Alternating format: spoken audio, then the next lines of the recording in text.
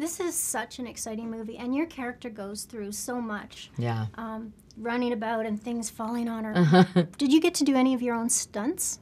I did. I got to do a lot of my own stunts. I got to do more stunts than I've ever done. It was actually funny, on the movie, there was a point where we were shooting that entire rooftop sequence, and our producer, Bo Flynn, looked over at me and he said, "You know what our new name for this movie is? San Andreas."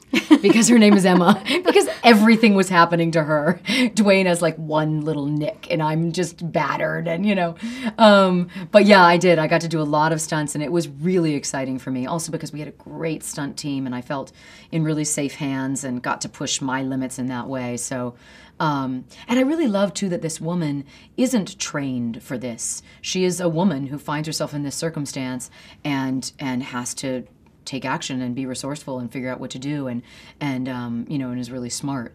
And so, but not necessarily because she knows exactly what to do. And I think that's always more interesting to play, And you lived in LA for a number of years. Did you ever experience an earthquake yourself?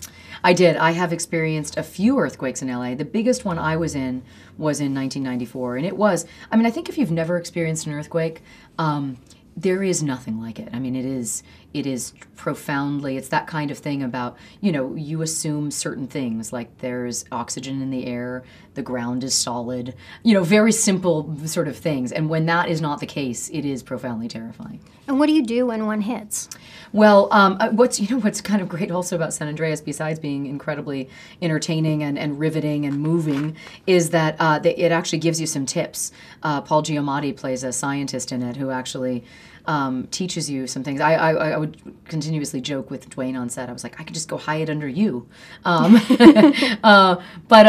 yeah, no, I think ultimately, what's interesting is they're coming up with things now where they say they're going to be able to tell us 60 seconds before one hits, which actually sounds like so little, but is enough time for somebody to grab something or get somewhere, and that's actually quite significant.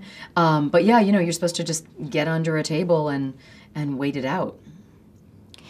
And in the movie, Paul Giamatti says that earthquakes repeat themselves every 100 years, and that California is due for a major one. Like, it's overdue for a major one, actually.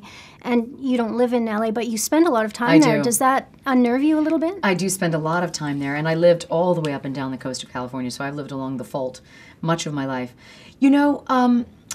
I think that in the same way that I'm not afraid of flying, even though I know a lot of people are, I think I kind of feel like when my time comes, it'll be my time, and I don't know where. I can't sort of figure those things out. I hope that it will be far, far away from now. But I don't get that. It doesn't, for some reason, I'm sort of zen about that, and I don't know why. Maybe it's just complete denial. But I think I would be scared to leave the house if I started worrying about, too much. I was also in New York in my apartment during 9/11, and, so I just feel like I think these things are I don't know why human beings sometimes need these huge, really traumatic events to remind us to be present.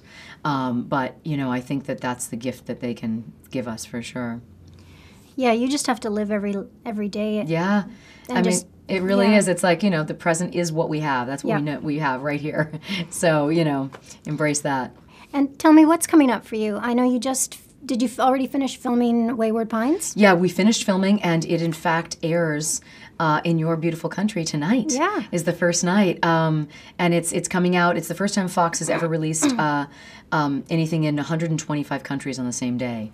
Wow. So it's really significant in that way. I'm very excited about it. It's a creepy, mind-bending puzzle to put together with amazing actors. I just got to work with such an exceptional cast, and I think that's the thing that makes it really unique, is it's very entertaining, and the concept is really good and riveting, but it's the actors, I think, that really draw you in. And then I did a show for HBO called The Brink that was created by Roberto and Kim Benhabib with Jack Black and Tim Robbins, and it's like a MASH Dr. Strangelove influenced political comedy.